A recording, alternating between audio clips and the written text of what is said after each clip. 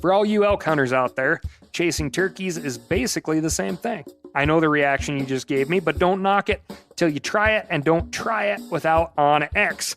The Hunt app will not only help you find new areas on public ground, but I use it to find out landowner info to get permission on private ground that I see birds on as well. OnX Hunt has a special offer for you. Use code CAL to receive 20% off your membership at onxmaps.com/hunt and find more birds this spring. There's nothing like snook hook sets at dawn or catching a tarpon in the moonlight. Find your next fishing trip made easy on fishingbooker.com and experience the magic of the Sunshine State or any other destination on your fishing bucket list.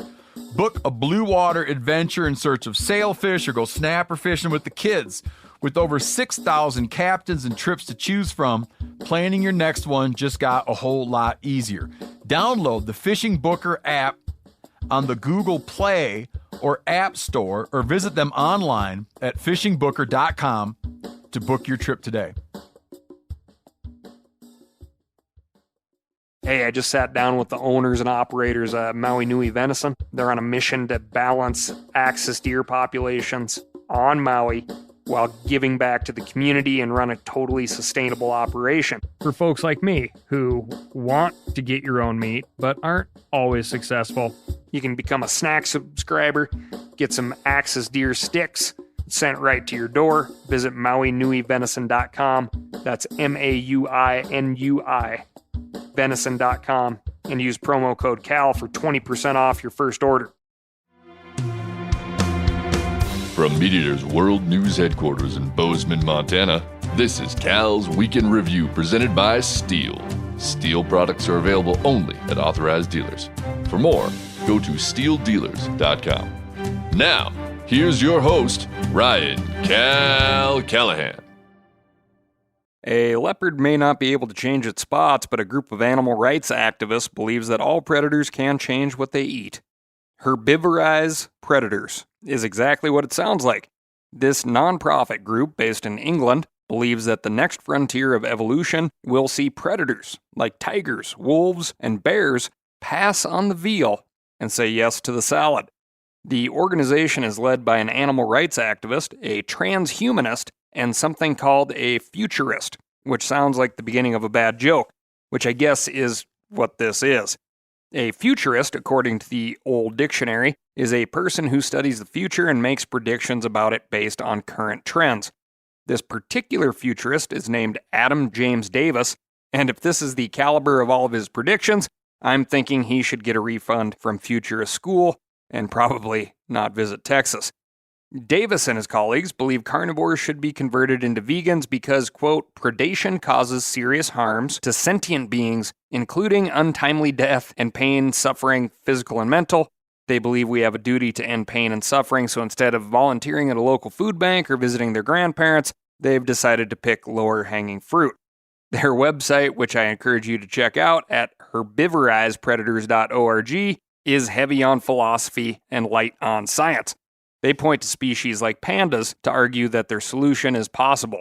Quote, given that this change has occurred without human agency, it likely will not be too difficult to modify, via selective breeding and genetic engineering, all carnivorous species to evolve herbivorous diets. Because that's what the animals want, genetic engineering. To those who worry such a massive ecological change would cause more suffering than it prevents, they argue that herbivorizing carnivores will happen in a controlled manner, slowly, over many years. Population controls like immunocontraception can make sure all these new herbivores don't decimate plant life, so we really don't have anything to worry about. Isn't that nice? It's a brave new world out there, folks. Keep tuning in to Cal's Week in Review, and I'll make sure you don't get left behind. This week, we've got the Public Lands Desk, Legislative Roundup, Cattle Culls, and so much more, but first I'm going to tell you about my week. And oh my goodness, where to start?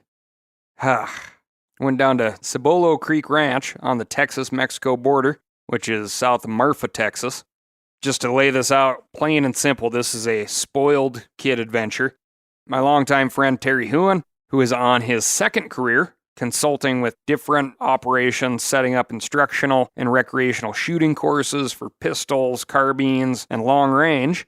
This is after his first career, which lasted 30 years in the Navy, where he, among lots of other jobs, instructed at the sniper school.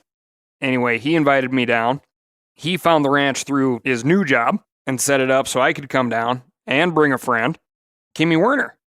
Now, I selected Kimmy because she is a first-time rifle hunter and just so curious as to set up a brand new beginner with very, very limited experience with somebody who has an unbelievable, I would say unattainable amount of experience for somebody who doesn't get paid to shoot.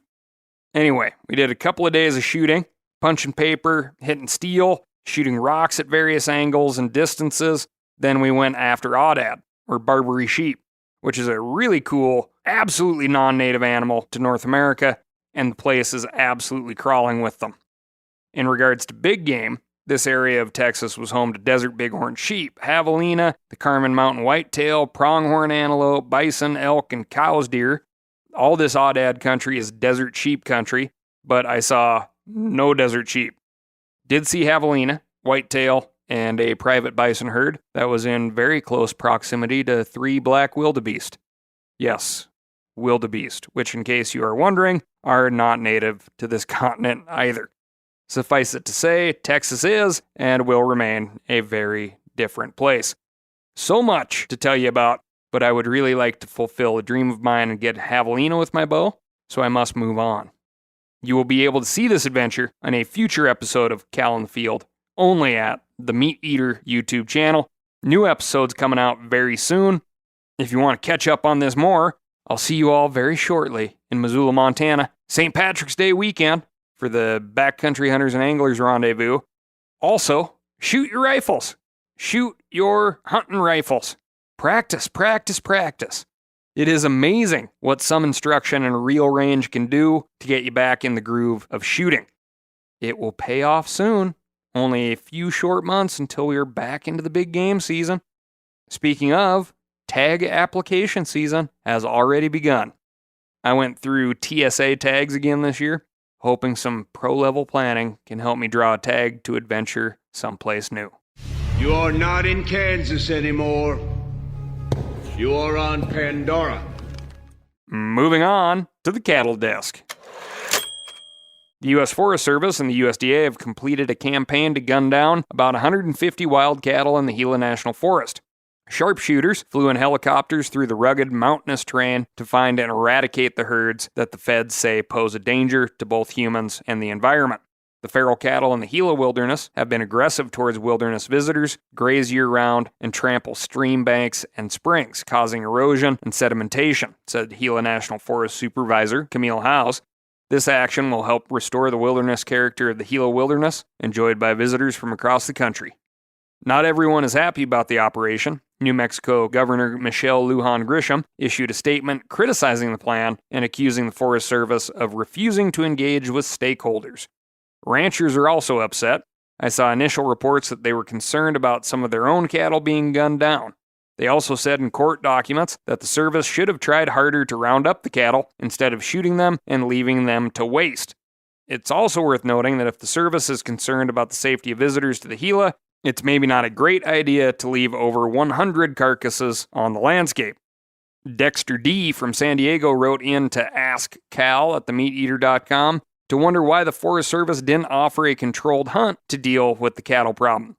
The Forest Service said that only the New Mexico Department of Game and Fish has the authority to designate a hunt, which, if you ask me, sort of sidesteps the question. But they also pointed out that cows fall into kind of a no man's land. They aren't game, non-game, fur bearer, or unprotected animal, so even if New Mexico Game and Fish wanted to call a hunt, the legal and logistical challenge is probably more trouble than it's worth. The cattle in the Gila are the descendants of cows that legally grazed the area in the 1970s before the owner went out of business. Federal officials have made several attempts over the last couple of decades to remove the animals, including a similar shooting operation in 2022 that took out 65 cows in 2 days. In 2021, the Forest Service collected about 50 cattle from the Gila wilderness and sold them at a livestock auction. It sounds like based on this previous experience, they decided that shooting the animals was quicker, easier, and cheaper than rounding them up.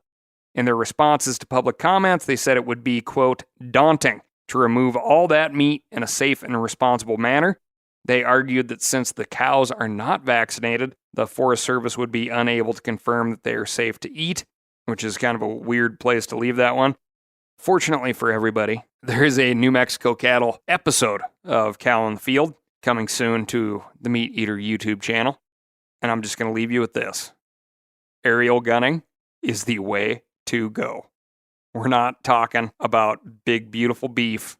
We're talking about wild, rank cattle. They do not know what herding is.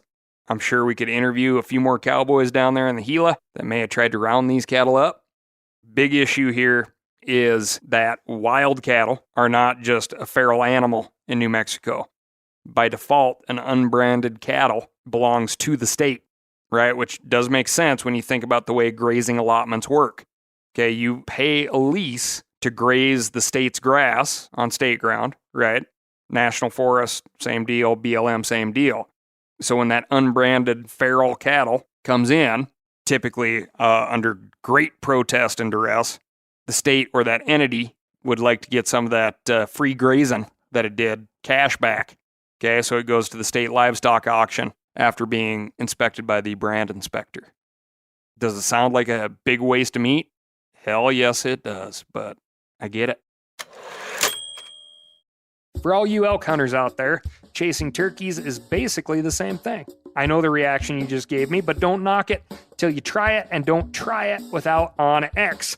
The Hunt app will not only help you find new areas on public ground, but I use it to find out landowner info to get permission on private ground that I see birds on as well. OnX Hunt has a special offer for you. Use code CAL to receive 20% off your membership at onxmaps.com/hunt and find more birds this spring.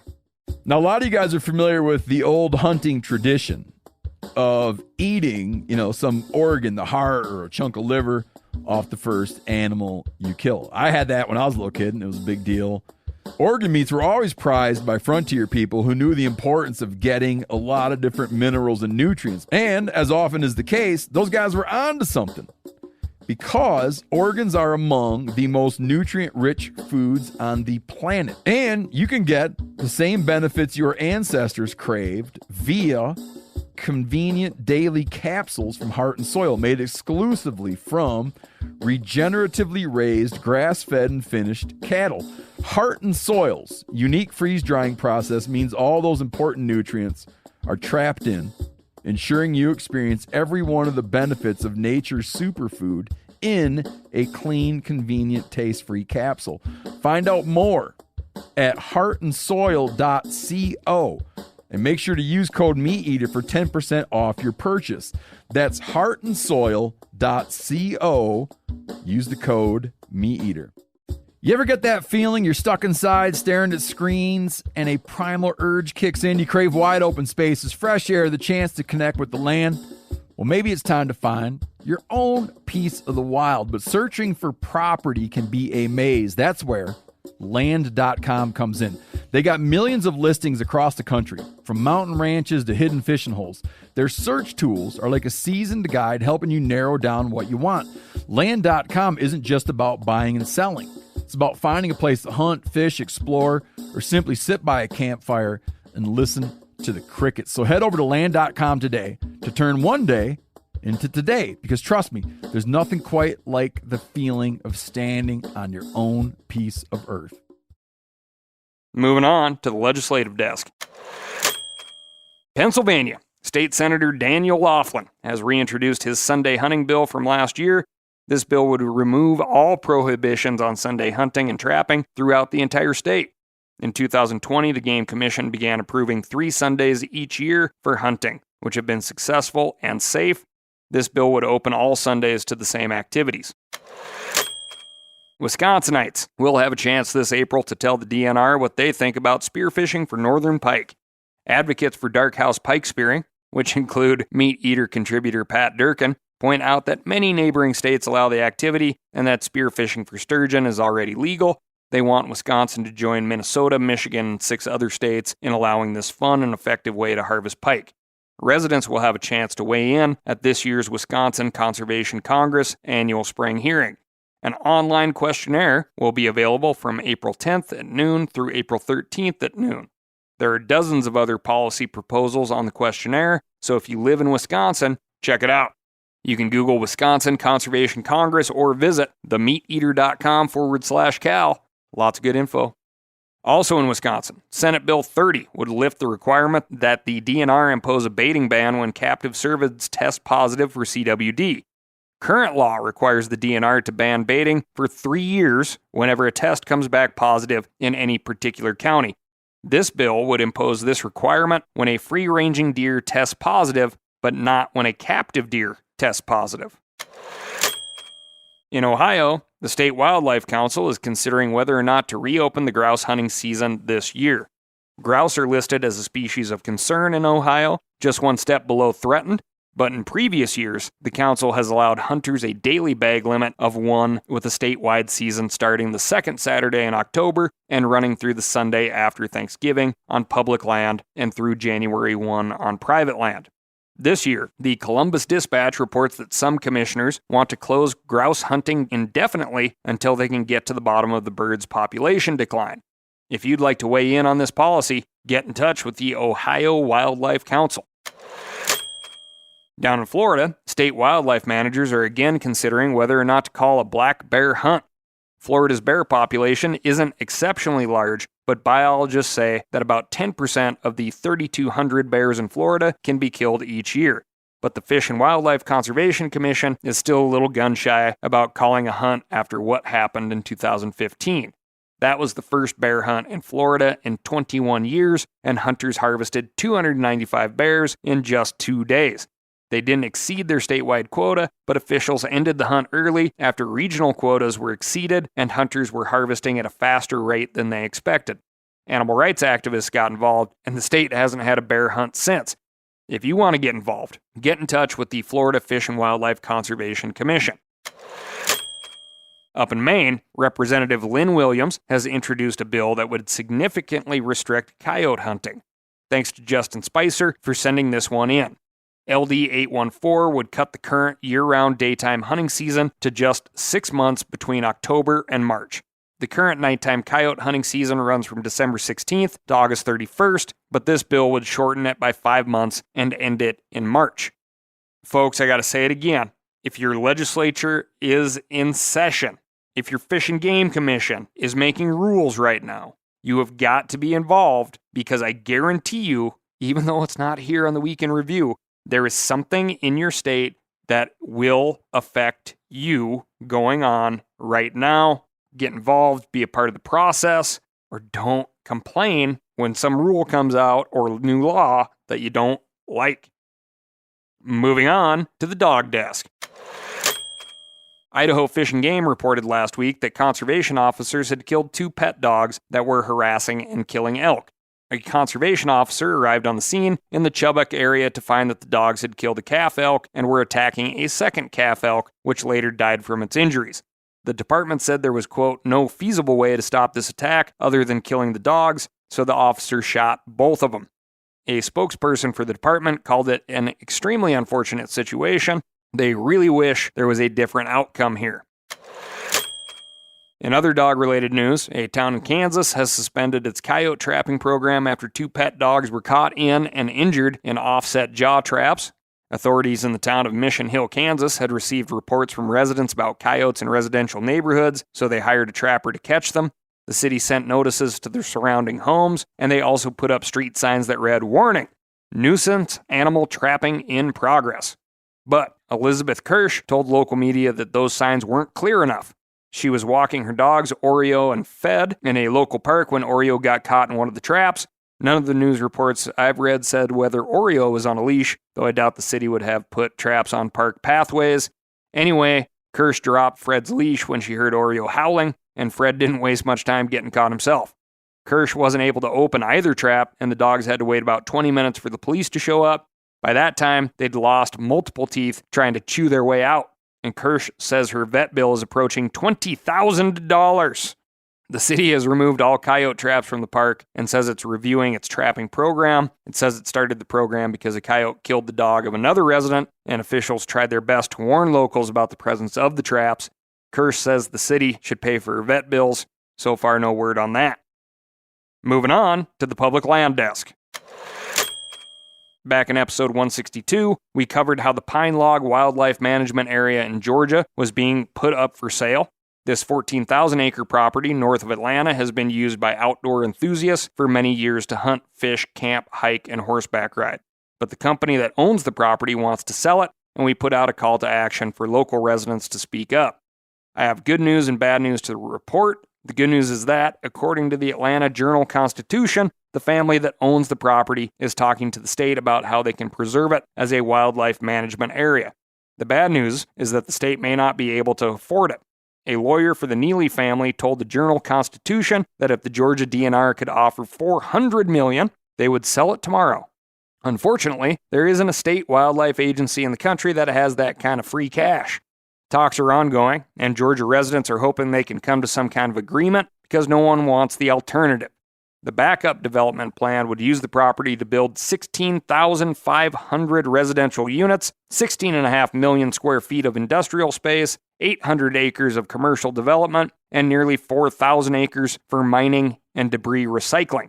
About 5,000 acres would be preserved as, quote, green space, but it's unclear what kind of outdoor recreation would be allowed, if any. Some of that green space would almost certainly be nothing more than neighborhood parks and gated communities. There's a petition at change.org to save the Pine Log WMA, which you should sign if you haven't already. Also, continue to tell the Georgia DNR and your Georgia state legislators that you want this property preserved. If they're in talks with the Neely family, there's still a chance. Your Georgia wildlife officials need to know you have their back and you want them to stay the course. There's still hope for Pine Log, but I'm sorry that I can't say the same for Fairfield Lake State Park in Texas. Located 96 miles south of Dallas, this park closed permanently at the end of last month because its landlord sold the land to a developer. That's bad enough. But a new report from the Dallas Morning News indicates that despite public statements to the contrary, Texas Parks and Wildlife did not seriously attempt to save it. The Dallas Morning News obtained text messages between Texas Parks and Wildlife Commissioner Arch Applin and the park's new owner, Sean Todd. Todd told Applin that he'd be willing to sell the park back to the state, minus what he calls a tiny carve-out in the northern peninsula of the park. But Applin said that he spoke with Texas Lieutenant Governor Dan Patrick, who said he only had the authority to purchase the entire park, not just a part of it. It seems like they'd be able to work out a compromise, but the deal fell through. Even after Todd pressed for an agreement, Applin reiterated that he wasn't willing to consider the small carve-out on the peninsula. There's more to this story, and you should check out the Dallas Morning News article for yourself. Whatever happened during these negotiations, one thing is clear: Texas residents who don't have much public land as it is just lost access to a 1,821-acre park along with a 2,400-acre lake. If I lived in the Lone Star State, I'd surely be writing my representatives, make this issue front and center so it doesn't happen again at the very least. Moving on to the mailbag. Listener Ben Funk wrote in to ask me about solar farms. I've noticed in the last year or so, solar farms are all of a sudden popping up everywhere, seemingly overnight. He sent me a few photos he's taken from his airplane, which shows what it looked like hundreds of acres of solar arrays. Why are our conservation organizations silent on this? I'm not sure how anyone can witness this and defend it as better for the environment. It's simply maddening, and it feels like there isn't a damn thing I or anyone can do about it. I definitely see your point. Clean energy is good from a carbon emission standpoint, but solar and wind require lots of acreage, and we're only going to be seeing more of it in the coming years. We covered in episode 192 how the Bureau of Land Management is developing a plan to jumpstart more solar energy development on Western public land. The Biden administration is very friendly to alternative energies, and there are plenty of subsidies and government assistances available. Several of you also sent me information about the Lava Ridge Wind Project in southern Idaho. If it moves forward, this would be the largest wind turbine farm in the United States with over 400 units. But locals have launched a campaign against it because it would be in view of the Minidoka National Historic Site. They argue that building 400 massive windmills in the rugged high desert of Idaho would ruin the visitor experience. The BLM extended its comment period until April 20, so you still have time to tell the agency what you think. Visit themeateater.com/Cal for a link to the comment page, or you can check out the minidoka.org/Lava Ridge for more information. These are only two examples of debates that are happening all across the country. How can we address carbon emissions using clean energy sources while maintaining our wild landscapes and healthy ecosystems?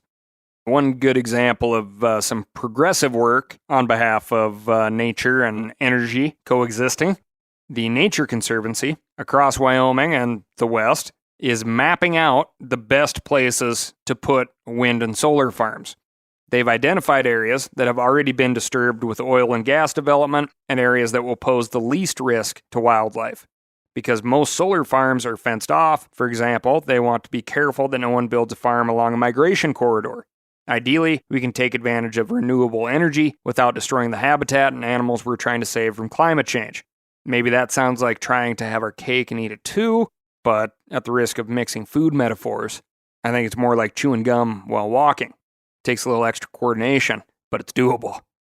Thanks for sending those ones in, and remember to write in to ASKCAL. That's AskCal at themeateater.com. Let me know what's going on in your neck of the woods. Also, if you're looking for a clean, quiet, throw underneath the seat, get you out of a jam chainsaw, check out www.steeldealers.com. Find a local knowledgeable steel dealer near you. They're going to get you set up with what you need, and they won't try to send you home with what you don't. Thanks again, and I'll talk to you next week.